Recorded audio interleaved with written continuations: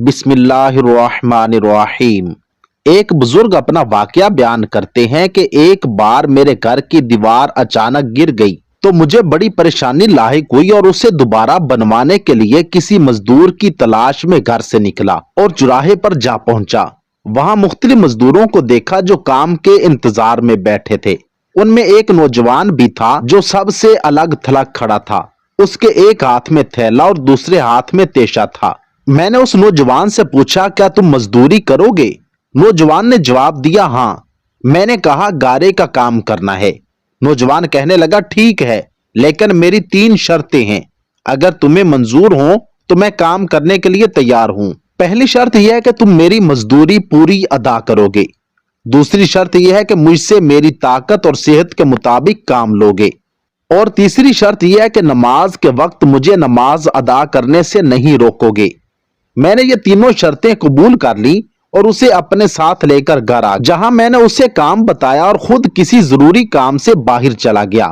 جب میں شام کے وقت واپس آیا تو دیکھا کہ اس نے عام مزدوروں سے دگنا کام کیا تھا۔ میں نے بخوشی اس کی اجرت ادا کی اور وہ چلا گیا۔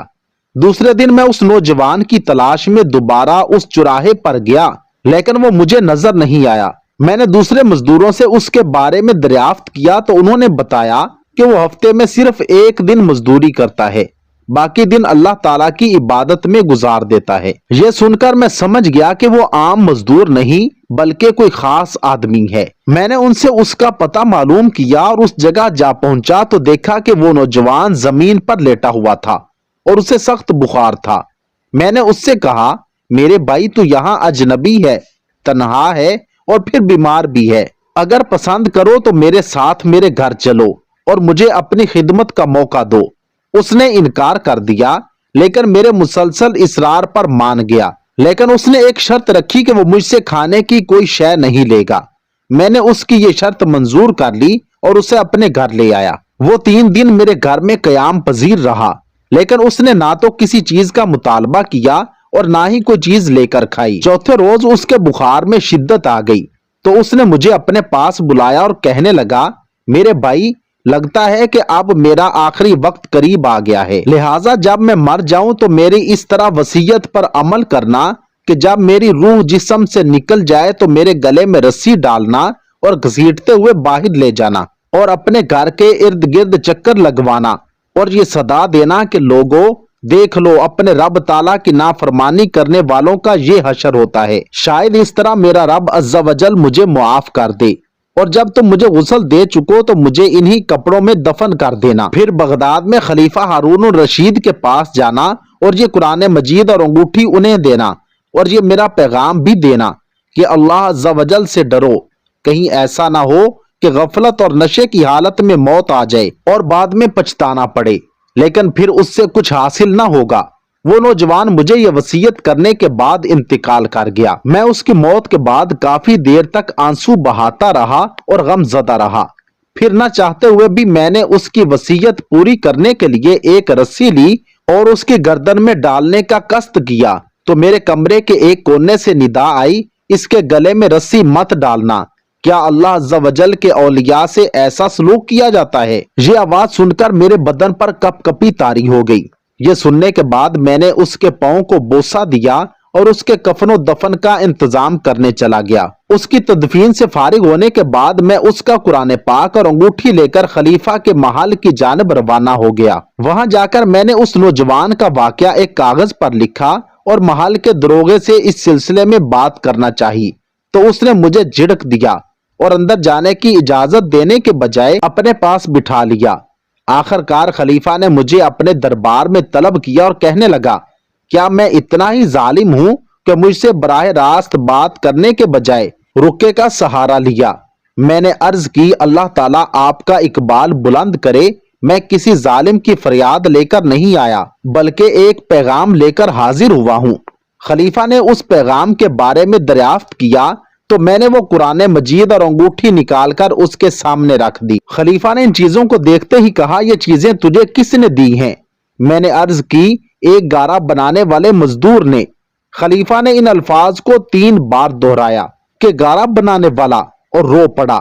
کافی دیر رونے کے بعد مجھ سے پوچھا، وہ گارا بنانے والا اب کہاں ہے؟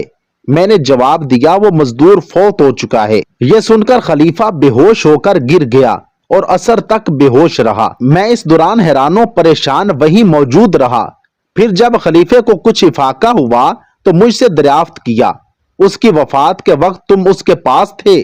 میں نے اس بات میں سر ہلا دیا تو کہنے لگا اس نے تجھے کوئی وصیت بھی کی تھی۔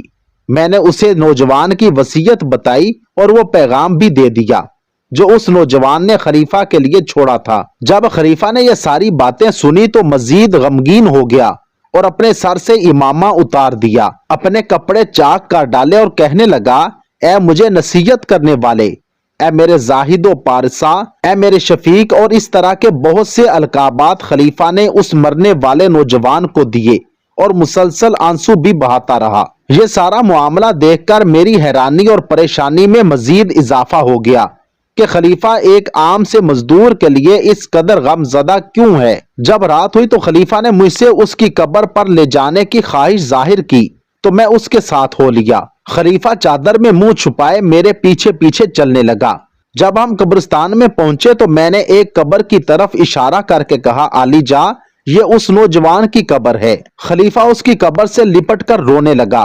پھر کچھ دیر رونے کے بعد اس کی قبر کے سرانے کھڑا ہو گیا اور مجھ سے کہنے لگا، یہ نوجوان میرا بیٹا تھا، میری آنکھوں کی ٹھنڈک اور میرے جگر کا ٹکڑا تھا۔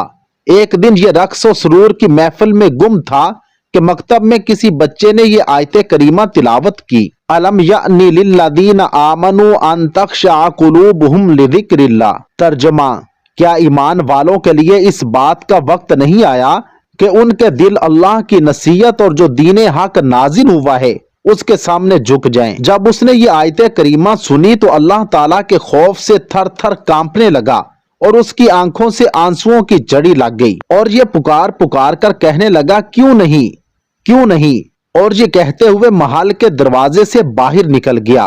اس دن سے ہمیں اس کے بارے میں کوئی خبر نہ ملی، یہاں تک کہ آج تم نے اس کی وفات کی خبر دی ہے۔ اللہ رب العزت سے دعا ہے کہ اللہ رب العزت ہم سب کو اسی نوجوان کی طرح اپنا خوف عطا فرما دیں۔ کومنٹ سیکشن میں آمین ضرور لکھیے گا، نہ جانے کس کی دعا قبول ہو جائے اور ہمیں خشیت الہی نصیب ہو جائے۔